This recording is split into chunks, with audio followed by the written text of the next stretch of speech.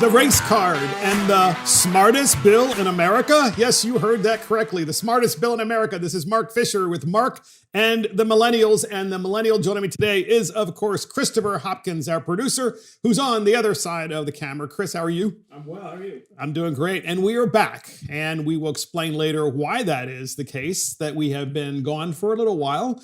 It's called the legislature.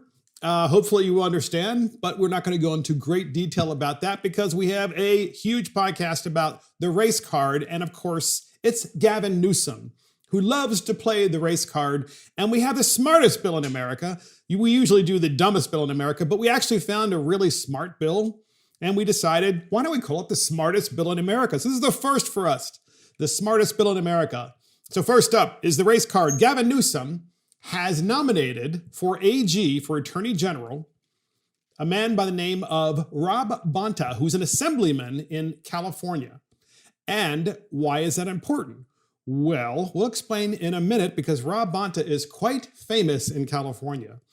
Faced with, and here's the article from Cal Matters magazine, faced with a looming recall threat, Governor Gavin Newsom nominated Assemblymember Rob Bonta Wednesday as California's next Attorney General, handing one of the state's most powerful offices to a trusted political ally who will make history as the first Filipino-American to hold the position. Naturally, they have to mention the person's race, not whether they are getting the job based on merit. You can't do that in California anymore, of course not. This is an incredibly important office in the cause of, yes, racial justice, social justice, economic justice, environmental justice, Newsom said, adding that Bonta has been on the forefront of those causes. Bonta, 49, a Democrat from Alameda, California, developed a record as one of the Assembly's most liberal members. Folks, he's not liberal, he's a socialist. During his 8 years in the legislature and had backing from prominent civil rights advocates as he sought the post often called the state's top cop. His selection, which requires confirmation by the legislature, will likely play well with progressives who are hoping to see the Attorney General take a more active role in holding police accountable for misconduct. In other words, canceling the police. Something former Attorney General Javier Becerra was reluctant to do. Becerra, who was a former congressman, by the way, was confirmed last week as President Joe Biden's Health and Human Services Secretary, handing Newsom the opportunity to fill the new AG position with who's normally elected to office with his own pick. So that's kind of important, right? Because Becerra, a former United States congressman, was elevated by the Biden administration to the Biden cabinet. And so that left Assemblyman in the California Assembly, Rob Bonta, as AG. So why does that matter? Well, because good old Rob Bonta is the same guy who invented the California exit tax, which we'll talk about in a minute. But first, here's NBC Bay Area reporting at the Rob Bonta and Governor Newsom press conference, which names Bonta as the Attorney General. Listen closely as they, of course, always play the race card. Here it is. My parents are my heroes and my role models. They taught me to fight injustice, to right wrongs, and to help people. I wouldn't be here today without them. I've gotten a firsthand view of not only his career and his professionalism, but also his character and his decency. Yeah, okay, so that all sounds good, but the actual press conference went on where they, of course, use naturally identity politics to say that's why we're choosing him. Not that he's the best person for the job, but we're choosing him because of the way he looks, which, of course, is a major problem in America because it shouldn't matter the way a person looks. It should not matter at all. You should choose them based on merit. Are they the best person for the job, no matter what they look like? But that's not what happens now, of course, in progressive politics. And so Rob Bonta, the assemblyman that's getting this job as the Attorney General of the nation's largest state, is the same guy that put a bill in to have a California exit tax. And the California exit tax is a tax that keeps on taxing you even when you leave California. That's right, you leave California and the California exit tax continues. You're in another state and they still tax you even though you are no longer a California resident. So we're going to give you some flashbacks of Neil Cavuto interviewing Assemblyman Rob Bonta about this tax. It's pretty phenomenal that this guy's now going to be the AG. Here's the first of several clips. Listen up. And on my next guest, the Democratic Assemblyman Rob Bonta, who wants, I guess, Assemblyman, it sounds like a wealth tax, a surtax on those who have a worth in excess of 15 or 30 million individually. Could you explain how that would work? Yes. Thank you for having me, Neil. We're proposing a wealth tax, which applies a 0.4% tax on wealth above $30 million. It affects about 0.15% of the California population, so not the top 10%, not the top 1%, the top 0.15%, about 30,000 people, and should generate about $7.5 billion a year. Yeah, so that is a tax that affects people that have a net worth of $30 million. By the way, not income of $30 million, but a net worth of $30 million. So if you have a marriage and combined assets in the marriage are $30 million, you have to pay this surcharge. But it's a little bit more complicated than that, because here's Rob Bonta explaining how you continue to pay these taxes even when you leave California. Listen up, here's that clip. And we also have structured the wealth tax so that avoidance is not as simple as moving to another state. We have a phased-in approach whereby if you move in year one, you're 90% of the tax still applies to you. In year two, 80% of the tax, and so on for 10 years until it phases out.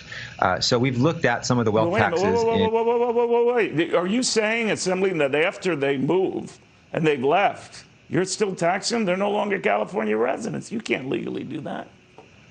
For 10 years. The wealth was accumulated during their time in California, during the nexus that they had with the state of California. And that is what we're proposing in our bill. Yes, so even when you leave California, for 10 years after you leave California, you have to pay taxes on that wealth, not the income that you make elsewhere, but on that wealth that you took out of California. Why do you think they're actually proposing this? Because so many people are leaving California. And to prove it, well, we have a couple more clips. And here's the next clip explaining additional information about this tax. Here it is. But the fact of the matter is they were apparently not appealing enough for scores of companies to leave your state, go to places like Texas or Florida, safer confines for themselves and their money. I mean, it hasn't been just an exodus, it's been a jailbreak. Look, on the margins, Neil, some businesses may decide to leave. That's their decision. We still do have a lot of very successful. We have quite a few successful businesses in California, Neil, as you know, Silicon Valley. But they're down. They're running away. They are running away, right? Well, our millionaires and billionaires have grown. Our economy has grown. I don't think the image of folks fleeing has panned out. I don't think it's historically true on the margin. Yes, he said, this is Rob Bonta. You know, this is the mentality of the progressive left, right? Well, we're still making millionaires, so therefore they're not going to leave even when we put this tax in. And of course, people are already leaving California and are doing so in droves. Primarily, they're going to places like Texas, but other places as well, like Nevada. And the thing is, as they leave, you know, the folks that run the state, like Bonta and Newsom, are completely, their heads are in the sand about what's actually happening. And of course, Cavuto is saying, well, but what about all the exodus? What about the exodus of all those businesses? And so we actually put this online before, this California exit tax. But this is new, of course, because now this guy, Bonta, is being elevated as the Attorney General of California. And one of the first comments when we put it up online was this gentleman put up, reminds me of the Eagles of Hotel California. You can check out anytime you like, but you can never leave. I thought that was brilliant because obviously that's exactly what progressives think about your money. You can't take your money with you out of California. That money belongs to us. That money belongs to us. And they never actually tell you, the progressives, as to what they're going to use the money for and what problem they plan on solving with just that money from that particular tax. Because they can't. Because if they do, then they would be held accountable for not succeeding on their programs. And that's exactly what they don't want. You don't want to be judged by, you know, the fact that you're trying to succeed by raising taxes and implementing certain programs. No, you just want to throw out chaos, like saying it's a wealth tax because wealthy people are bad. And that's exactly what they think about the wealthy people in California, at least Rob Bonta. And that is the California exit tax sponsor nominated for Attorney General. So next up, podcast listeners, Gavin Newsom plays the race card. What a surprise. You can't imagine that Gavin Newsom, of all people, would actually play the race card. Yeah, right. Well, that's because Gavin Newsom is up for a recall. He is being recalled and has to run for governor again, essentially to hold his position as governor. And the idea is with Gavin Newsom, as you would expect, rather than talking about the pandemic and his ability to properly run and manage California's economy, Governor Newsom has decided to use the race card. What a surprise, because that's what Democrats do. And so here's an article, and yes, it is in Fox News, and it says, California Democrat Governor Gavin Newsom suggested a racist motive behind the effort to recall him, saying the authors of the petition fear California is becoming less white under his leadership. Can you believe that? Look at the petition. Look at the actual reasons they themselves listed. It has to do with immigration, the browning of California, Newsom said, using air quotes to emphasize browning. And that was what Newsom said. And then he goes on, Newsom spoke to reporters Tuesday at an Alameda County, California elementary school. The petition for his recall does not mention race. It states, among other reasons for his removal, laws he endorsed favor foreign nationals in our country illegally over that of our own citizens. So the actual petition is stating that there are two kinds of laws in California, the ones that citizens have to abide by and the ones that non-citizens have to abide by, and that the non-citizens have greater rights than the citizens. And I just think it's kind of obvious that that's what Newsom is doing, but nonetheless, we have it in good old Gavin's own words. And of course, if you're Gavin Newsom and you're up for a recall effort and you really want to talk about substantive issues, what network do you go on to? Or what show do you go on to? Well, of course, Gavin Newsom went on The View because we know that's a hard news source there. Here's Whoopi Goldberg of The View asking Gavin Newsom about the recall. And I got to tell you something. It sure sounds like Newsom gave her the question to ask, because you can tell she's reading it. She's not thinking of it herself contemporaneously. She's reading it, which means that he gave her the question in advance. Listen to this response. Here it is. What is this really about? Because I think you've done a pretty damn good job in this gigantic state of keeping it together in circumstances where you didn't get a lot of help. So what is this really about, and are you concerned? Look, I appreciate that. As you noted correctly, this is the sixth effort, and I've only been in office 25 months. Just in 25 months, there's been 6 efforts to put a recall on the ballot. This one appears to have the requisite signatures. This started before the pandemic. If you look at the list of grievances from the proponents of this campaign, it goes to our values. It's less about me. It's more about California and our values, Democratic Party values, issues related to the browning of California, immigration, issues related to low carbon green growth, our climate policies. There you go. Of course, there is the race card, ladies and gentlemen. The browning of California is why he's being recalled. No, folks, it's because of his management of the economy and the California exodus, and the fact that he just put someone in charge as the Attorney General, who is Rob Bonta, who happens to believe that you should actually pay taxes in California as a wealthy person 10 years after you leave California. And it's called the California exit tax. That's among the many reasons, but also the governor's climate change extremism, right? The Democrat Party has this extremist approach on climate change like it's a religion. And in California, of course, you have rolling brownouts because of the fact that there's not enough power on the grid. They don't maintain the grid because the grid's bad in California. You can only use solar, you can only use wind, but you can't use natural gas or any other kinds. You certainly can't use nuclear in California, even though nuclear is probably, one of the solutions potentially. But you can't do any of those things. And you also have to only drive electric cars in California because Newsom is getting rid of all combustion engine cars. So you really don't have choices. You don't have freedom in California anymore. It used to be the state that people flocked to because there was great freedom. But that doesn't exist anymore. And so therefore, good old Newsom has decided, you know what? since I'm being recalled, I'm going to use the race card and say it's because of the browning of California. And that's why the folks who are recalling me want me removed. When in fact, the many thousands and thousands of people on this petition, I think they have 2 million individuals in California who have signed the petition so far. Thousands and thousands of these individuals, they're not Republicans. They're just tired of the way this economy is being managed. They're tired of the cancel the police movement, where you have lawlessness in the streets in the major cities in California, and everybody knows it. Everybody knows it. And I just hope there are some good candidates that are running against him that can actually defeat him. And I hope that enough Californians get critical thinking skills and say, you know what, I need to stop looking at the party affiliation and start looking at who's going to manage this economy and make California the incredibly beautiful and great state that it once was in the past. And that is Newsom plays the race card. So get this, podcast listeners, CNN is in trouble. What a surprise. What a sad thing. CNN is in trouble. Why do you suppose? Well, CNN ratings are dramatically down since Trump left office, says the Insider paper. The network lost nearly 50% of its target audience during primetime hours. And here's what they say.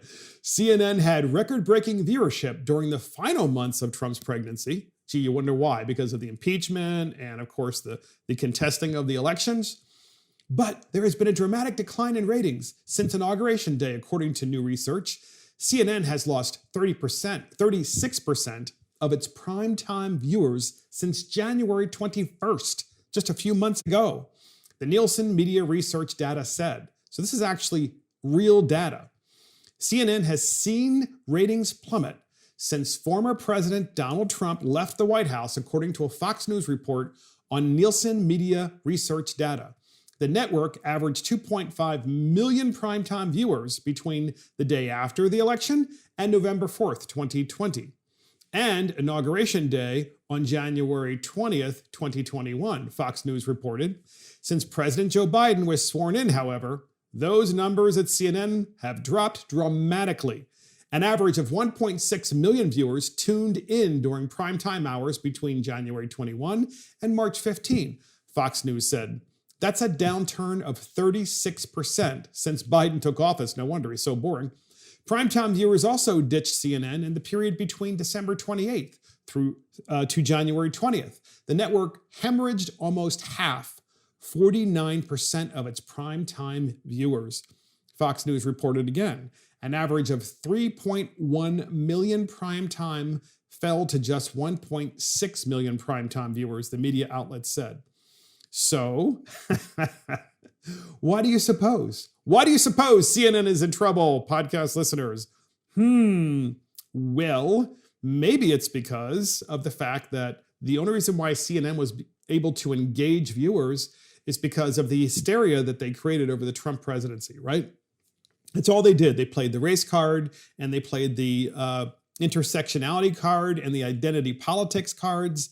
They did all of that, and that was very successful for CNN. And of course, to be fair, Donald Trump helped as well, because Donald Trump, would call on CNN and call them fake news. And that, of course, enraged the CNN viewers. And so they were engaged even more and upset even more because they were rooting for CNN to defeat Donald Trump rather than rooting for a media to actually do its job and be impartial and actually engage in real journalism. So CNN is fomenting hysteria now about Donald Trump returning. So CNN's in trouble. Viewership is down 50% almost. And now CNN has decided, well, let's foment hysteria about Donald Trump potentially returning to office. So a CNN reporter just recently, she smiled about the prospect of canceling the Republican Party. And of course, she asked Joe Biden this question. And why do you think CNN, of all questions, would ask Joe Biden, are you going to run again? I mean, the guy is just a few months into his presidency.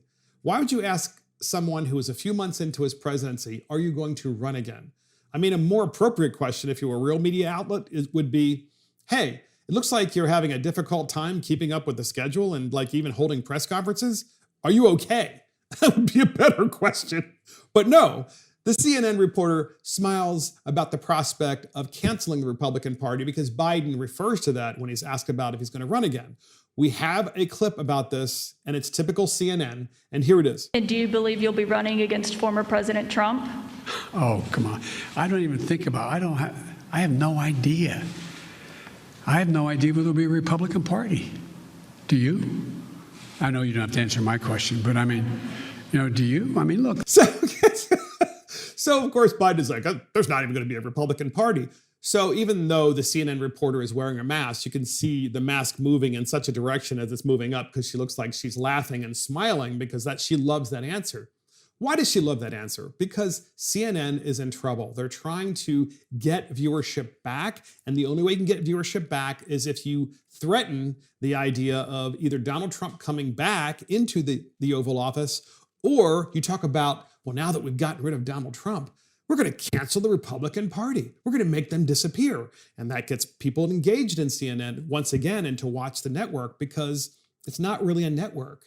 It's an advocacy organization that uses basically the public and private companies who endorse and provide commercials on CNN. Those individuals fund CNN, and then CNN uses that money to do what?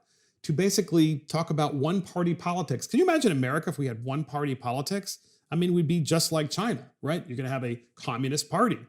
That's exactly, I think, maybe what some want. I can't imagine why, but that's good old CNN because, when you're in trouble, you'll do anything. And by the way, AT&T owns CNN, and AT&T's been trying to sell CNN ever since Biden became president. AT&T is like, man, we need to dump this property because it's really going to lose a lot of money because people only watched it because they hated Donald Trump, and that was CNN's mantra. And so to prove how bad CNN is, ladies and gentlemen, you won't believe this. So in Washington, D.C. over the weekend, there were 2 teenage girls. The girls lived on the border of Washington, D.C. in Maryland. They went into Washington, D.C. by Nationals Park. That's where the professional baseball team plays in Washington, D.C. And these 2 teenage girls, I think one was 15, the other I think was even a little bit younger. They actually had a stun gun, and they went over to an Uber Eats driver who was in his car. He had just gotten into his car. They stunned him and then jumped into his car, and they stunned him with the stun gun. And he, of course, wasn't completely out of the car, as you can imagine. He was just stunned. But then he was holding on, trying to stay in the car, but it was half in the car and half out. And the girls decided that they were going to basically drive off while the guy's kind of like hanging out. He wasn't dragging on the ground, just to let you know, but he was kind of standing up, trying to hold onto the steering wheel and stay into the game. And of course, they continue using the stun gun on him, and they take off in the car and accelerate. And the next thing that happens is the car turns on its side, if you can believe that. And the gentleman, of course, and it turns on its side violently. The gentleman flies off of the car, as you can imagine. It was a pretty high speed, and then lands on the concrete sidewalk. He's a grandfather, and it's just an unbelievable story. And what makes the story unbelievable is what CNN said about it and what the mayor of DC said about this, and which is why CNN is in trouble, because it's not a real network. But first, we're going to play for you the story of this gentleman, and we're going to play for you what the media said about this, and it's worth listening to before you tell you what CNN said. And here it is. Police say the suspects, just 13 and 15 years old, were in the process of trying to steal 66-year-old Mohammed Anwar's car when one of them used a taser on him as they tried to speed off, which police say led to the deadly car crash, the car flipping over, Anwar ejected. He was rushed to the hospital with life-threatening injuries, but did not survive. The teens arrested at the scene. Anwar's loved ones calling the sudden loss immeasurable, telling ABC News the father of 3 and grandfather of 4 moved to the U.S. from Pakistan in 2014 to build a better life for himself and his family. Of course, that's the American story, right? The gentleman came here legally, because he wanted a better life for himself and his family. And I have no doubt that he probably sacrificed and drove an Uber Eats, worked for Uber Eats, drove his own car, because that's what you do. You drive your own car for Uber Eats, just like you would do for Uber or for DoorDash. And he did that to make extra money. I have no doubt that he did so to try to improve his lifestyle, which is, of course, uniquely American. And these 2 teenage girls, after they engage in this carjacking and kill this man, they murder him. After they murder him, one of the teenage girls, as she gets out of the car and she's staggering, the other girl is staggering as well because it was a violent accident that they caused themselves. One of the teenage girls, her concern was to look back into the car for her cell phone, which had come loose in the car when the car flipped. And so she's looking for that. She finds it, I believe, her cell phone, and then coldly walked past the victim's body as if it wasn't even there. I mean, I'm just sorry. These folks should be teenagers, underage teenagers, underage. I mean, these are minors. Minors or not, they should be put in prison for life. And they have a lifetime to think about this. But of course, if you're CNN, that's not what you think. CNN, of course, it doesn't meet their intersectional idea or their ideas about intersectionality. It doesn't meet their ideas about identity politics. And so the Washington Examiner and others slammed CNN for describing the killing of the Uber Eats driver as an accident. And so here's what happened. CNN was slammed for using the word accident in a tweet reporting on the killing of an Uber Eats driver that was reportedly carried out by 2 teenage girls. Well, it's on video, folks. This is called homicide. The man was killed during the commission of a violent crime, former New York Police Department Commissioner Bernard Kerik tweeted.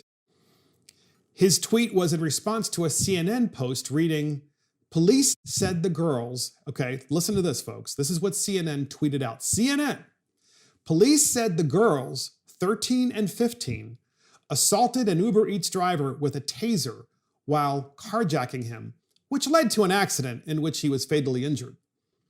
So let me read that again. CNN, this is what they tweeted. "Police said the girls, 13 and 15, so I think before I may have said 14, so the girls are 13 and 15. Nonetheless, they're both minors. Police said the girls, 13 and 15, assaulted an Uber Eats driver with a taser while carjacking him, which led to an accident in which he was fatally injured." It's on video, ladies and gentlemen. It didn't lead to an accident. It was an intentional murder of this gentleman. They were willing to do anything to get this guy out of his car, including murdering him because they were carjacking his car. And of course, the crime resulted in a murder. And that's CNN for you. And this is considered a network, and they're wondering why people don't want to watch them. They don't take them seriously. I mean, I can imagine, I do feel bad for those Americans who watch CNN and actually think that's news, because it's not a lack of education. It's probably the opposite. I actually think many of the people that watch CNN are educated. and it just tells them, reinforces what they already believe about the world, of course. And I haven't even told you about the 2 girls. These are 2 black girls who are minors who committed this act of murder against a Pakistani immigrant. CNN never talked about that. Can you imagine if it were anything else other than what I just described, what CNN would have said? Of course, they would have immediately identified the individual's race, his gender, his age, and they would have played that game through the end. They didn't do it here, of course. In fact, it was just an accident. So Tim Dillon, the comedian, he's a very funny comedian. He decided to respond to CNN's tweet. And here's what he said. He said, "These girls made a whoopsie, like, oh, what a shame. We made a mistake." So Tim Dillon is making fun of CNN. He says, "These girls made a whoopsie when they murdered this man. Total accident. They were in the wrong place at the wrong time. They're good kids. Kids murder in cold blood. They make mistakes." that was perfect, right? It was perfect because it was using humor and satire against CNN to demonstrate how incredibly corrupt they are. And it's just such a shame. To me, it's such a shame that this is what CNN has become. But nonetheless, we all know this about them.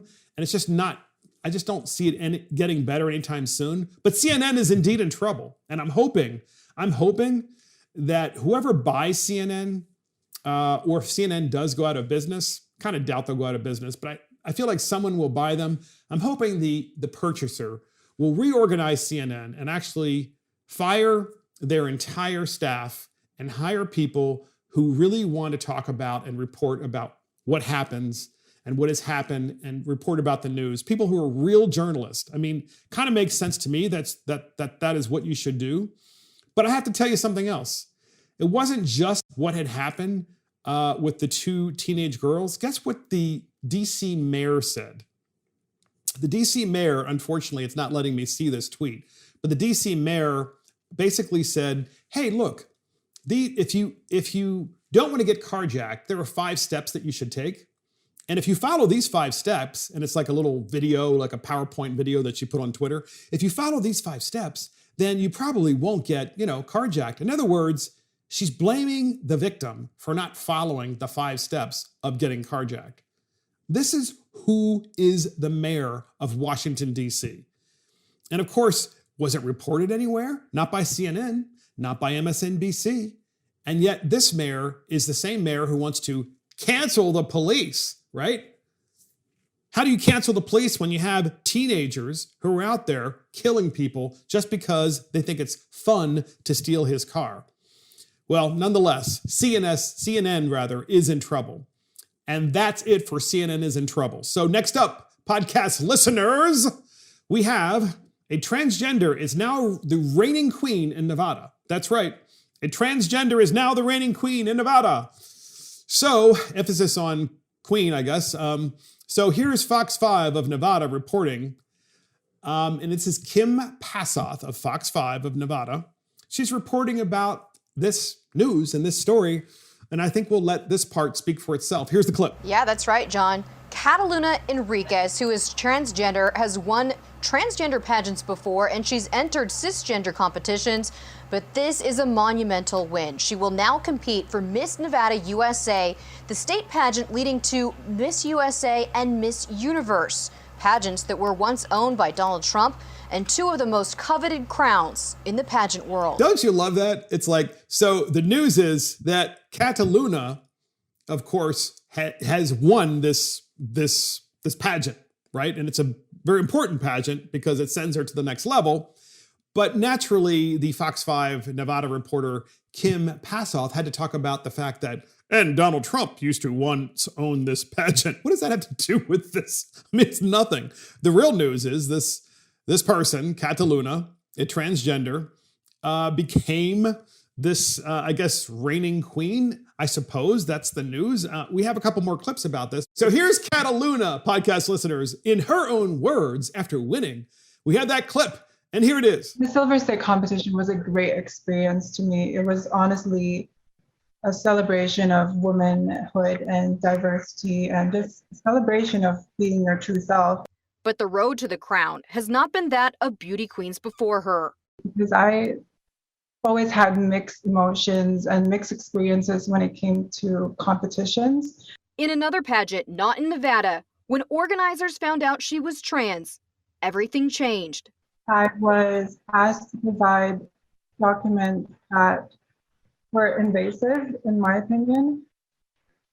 Basically asking me to get a letter from my doctor. She was required to meet with a doctor who had to examine her and certify that she was female before Kat could compete, something not required of anyone else in the pageant. At the same pageant, every other contestant was assigned a roommate except her. So you got to laugh at that. The reason you have to laugh is because the reason that a letter was requested, I'm sure, is because they assumed that Catalina is actually biologically a man. So they asked the doctor to provide a letter saying that Catalina is actually a woman. Well, Catalina is not a woman. Catalina is a biological man who identifies as a woman, and seeing that this is a contest that leads to ultimately Miss America. Well, seeing that that is the case, you kind of want women in the contest, just like you want women in sports racing against in track other women, and women who are in soccer playing soccer against other women. That seems to be mistaken or kind of completely escaping common sense these days on the progressive left. So we have another clip, and it's Cataluna. What are you deciding to do next? What's next for you? So we have that final clip of this series, and here it is. Cataluna says she was scared at first, but she had no issues at the preliminary pageant here in Las Vegas. She won the local title, openly disclosing she is a trans person. She's now looking forward to the next big stage, the Miss Nevada USA pageant in June. I have a great feeling about Nevada as well, and I'm looking forward to it. So I just we had to play this series because it just shows you kind of the absurdity and the political correctness now, and all of these pageants and in women's sports. And I got to tell you something. I am sure that a vast majority of the women who are involved in high school sports and college sports, as well as these kinds of special events that are made for women, I am pretty sure they're not very happy about what they're seeing and what they're experiencing. But nonetheless, Cataluna is nonetheless the reigning queen in Nevada.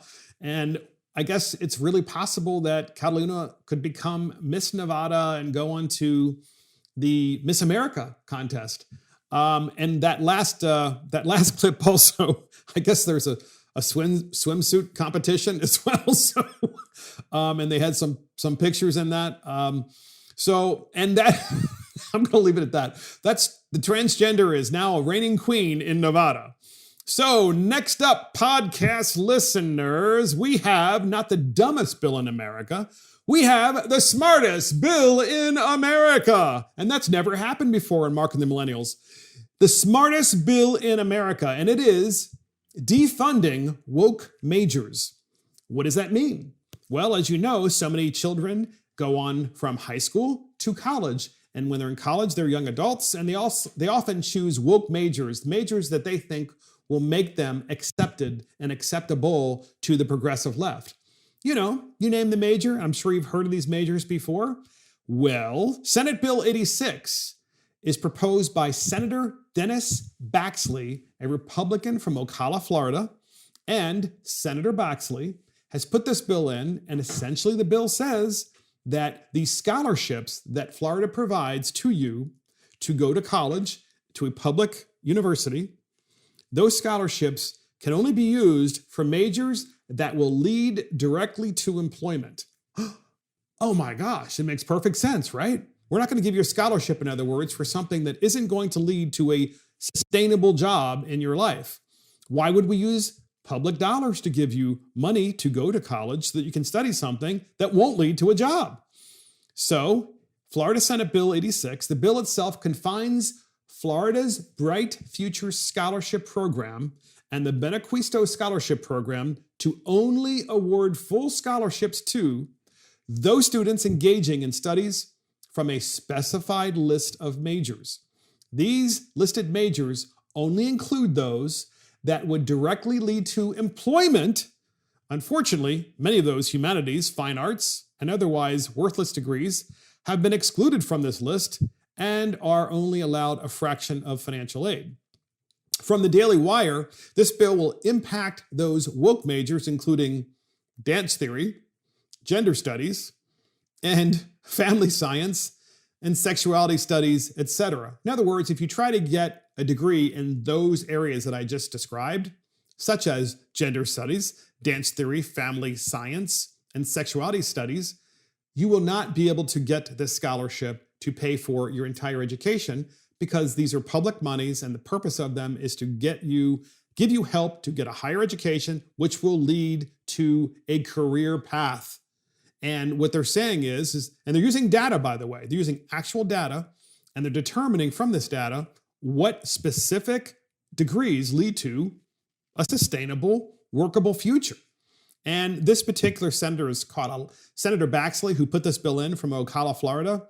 And it's Senate Bill 86. He has received all kinds of pushback, of course, from the left, naturally, because the left, this is how the left gets control of colleges anyway, right? They use public money and they convince students coming into the college to study these absurd majors that don't lead to any kind of career, at least not a career that's going to give them a living wage, to use the lefts and progressives term. And naturally, this particular senator is getting a lot of pushback from these individuals. So we have a series of clips on this. And here is WKMG 6 Orlando discussing Senator Baxley's bill with a college student named Jocelyn Myra. I want you to listen closely to this. I think you're going to enjoy this series of clips. Here's the first clip. I came to school at 8:45. First thing I said to my teacher, like every beginning of every period, was, "Did you hear about this? Did you hear about this?" Jocelyn Meyer, a senior at Rockledge High School, says a lot of students are talking about the new legislation filed by Republican Senator Dennis Baxley. It would limit Bright Future scholarship dollars based on the type of degree a student pursues. Students whose majors aren't on an approved list leading to direct employment would receive less funding from the Bright Future scholarship, and that list could change every year. Yeah, so the list could change, of course, because of the fact that sometimes you have additional college programs that are put into place and there isn't any proven record of those college programs leading to actual employment, and that is why. So Jocelyn Myra, whom they interviewed, said she's very upset because she's studying something that may not necessarily, well, she doesn't say it won't necessarily lead to a job, but she explains what her goals are. And I want you to listen to this carefully, because I really feel like this is part of our public education system and higher ed system, which is leading people down a path that is not sustainable. So here is Jocelyn Myra, and she's going to, in her own words, going to explain what she really wants to do and why this free money is important to her to go to college. We have that clip, and here it is. I felt personally attacked because my degree would most likely not fall under that. Meyer says she wants to major in geography or international studies, then go on to grad school. And then potentially work for the Peace Corps. And that would allow me to give the experience to work for like a non-governmental organization, like the World Health Organization or even the CDC. So there you go. So first of all, Myra, the student, said, it's a personal attack. No, it's not a personal attack. You're using taxpayer money. If it's not a personal attack, maybe it's a personal attack on the taxpayers that you're studying something that's not sustainable. Use your own money. How about if you do that? That's what I had to do, right? So nonetheless, she then says, well, her plans after undergrad are to go to grad school. Why do you need grad school? If you had an undergraduate degree that was really a pathway for an actual job, that would be sufficient. You wouldn't need a grad degree. You could take online courses to continue to freshen yourself up on new technologies that were required for your degree, which is what just about everybody does right now in America, whether they got a college degree or not. But she wants to go to grad school, then she wants to go to the Peace Corps. So look, there's nothing wrong if you want to go to the Peace Corps. That's fine. That's your choice. But neither of these things are actually going to lead to a job. Then she wants to go to a non-governmental organization. In other words, she wants to go to a nonprofit, or she wants to go to something that is funded by government. So here we are, ladies and gentlemen, funding through these scholarships, using taxpayer money to send people to college so that they can get degrees to then work for government-funded organizations. You wonder why government's getting bigger? So good for Dennis Baxley, this Republican from Ocala, Florida. He's the senator who put this bill in. It makes perfect sense. Makes perfect sense because I understand as a college student, this young lady, Jocelyn Myra, is very, bright-eyed and bushy-tailed, and she wants to go, save the world, and that's great. I actually respect that a great deal. But you also need to have skills in the real world that, that actually help people and actually earn money. And I'm just so tired of this nonsense. You keep seeing it's her right. It's her right. She's entitled to this money, and she's entitled to continue to grow government. She's entitled because, she's worked really hard. No, she hasn't. She hasn't worked hard yet. She hasn't been in the private sector. I'm sorry, the private sector is where you actually work hard. And I'm not saying that those people who work in government aren't necessary or aren't working hard. What drives me crazy, though, is that so many people in government can't draw the distinction between the private sector and the public sector, and they don't understand that it is the private sector that generates the revenue that makes the public sector possible. And that is what drives me crazy. So we have another clip, and this clip about this same bill is about Senator Baxley. Apparently, he gave a statement to WKMG6 of Orlando about his bill, because naturally the news media was trying to do a hit job on him. And then they also talked to a member of the Florida House of Representatives, Anna Eskamani, who's a Democrat, about how she used this program to get where she is. We have a little bit more information about that too. And here's that clip. Baxley was not immediately available for interview, but said in a press release, "We encourage all students to pursue their passions, but when it comes to taxpayer-subsidized education, there needs to be a link to our economy, and that is the goal of this legislation." I went to UCF on Bright Futures and would not be here today if it wasn't for Bright Futures. We spoke with Democratic Representative Anna Eskamani, who says the program made cuts when she was in college, putting her and other financially strapped students in a difficult position to find funding elsewhere or drop out. We need to protect and enhance Bright Futures, not cut it. Yes, so there you go. That is Anna Eskamani talking about the college program that is being reduced only to jobs and degrees that will lead to jobs. Makes perfect sense. Well, who is Representative Anna Eskamani? Well, I went on her own site, and it says this: Anna is a bold and unapologetic fighter for Florida families and everyday people. Born and raised in Orlando, she's the daughter of working-class immigrants who came to Florida from Iran in search of the American dream.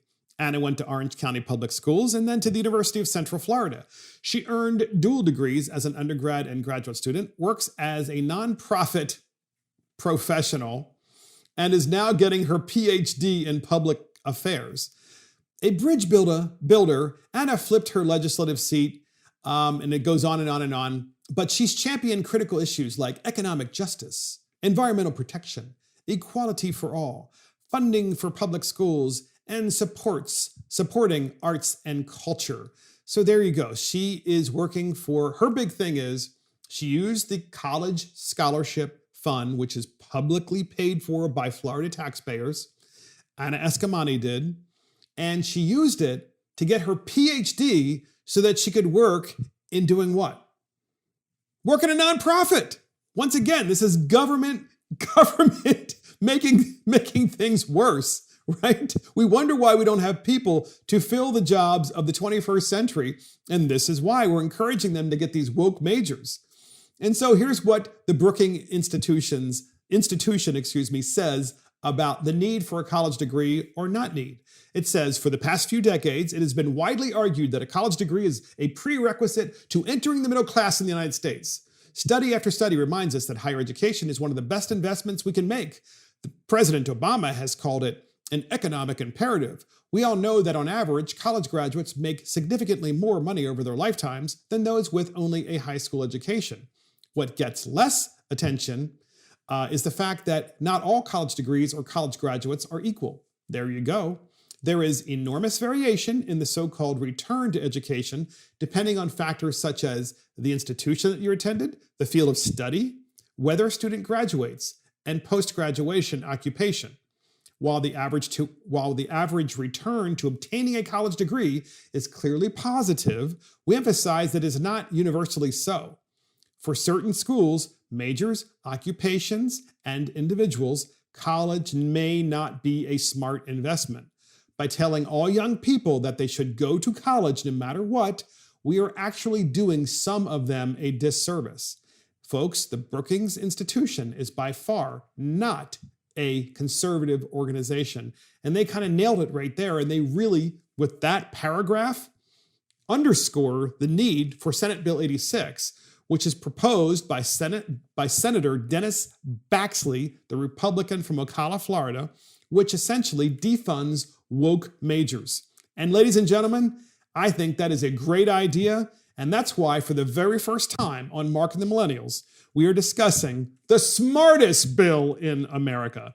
And that is the smartest bill in America, defunding woke majors. And that's it for Mark and the Millennials. Thank you for joining Mark and the Millennials. This is Mark Fisher. Thank you to our producer, Christopher Hopkins. Check us out on iTunes, Spotify, YouTube, Facebook, Twitter, Parler, Rumble, and our website. See you next time.